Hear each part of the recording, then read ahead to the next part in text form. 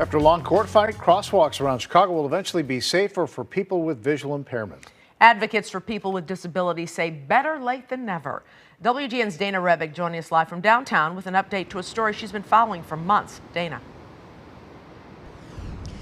Well, we talked to several people who are blind and try to navigate the city. Only 3% of intersections right now have these audible signals in place. So those who are blind have to literally rely on the sound of traffic to know whether it's safe to cross the street. But now the city will get to work on installing these.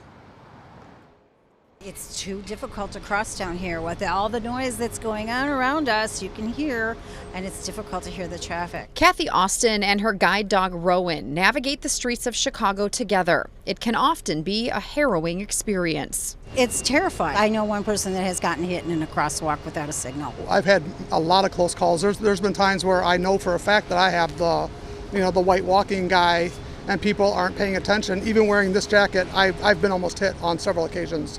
Just trying to cross the street. Right now, only 3% of signalized intersections in Chicago have what are known as accessible pedestrian signals, or APS. Walk sign is on for all crossings. When you push the button, if the traffic is a northbound street, you'll get the beep. If the traffic is an east-west street and you're crossing, you'll get like a bird chirp.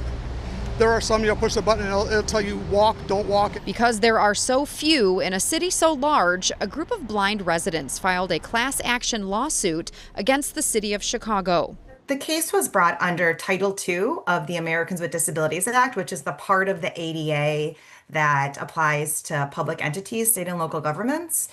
We also brought this case under Section 504 of the Rehabilitation Act. Attorneys with disability rights advocates were in federal court today where they reviewed a judge's remedial order that will require the city to install APS devices at 71% of its signalized intersections in 10 years and get to 100% compliance in 15 years. We're way behind, and Chicago is a first-class, incredible city, and everyone who lives here deserves to be able to safely and independently navigate our pedestrian signals. These should be in place already. I think 10 years is a nice pad for them, but I think it's too long. You go to any other city in the country, and many of them already have every intersection already equipped with these APS signals. So it's a long time coming, and hopefully it will happen quickly.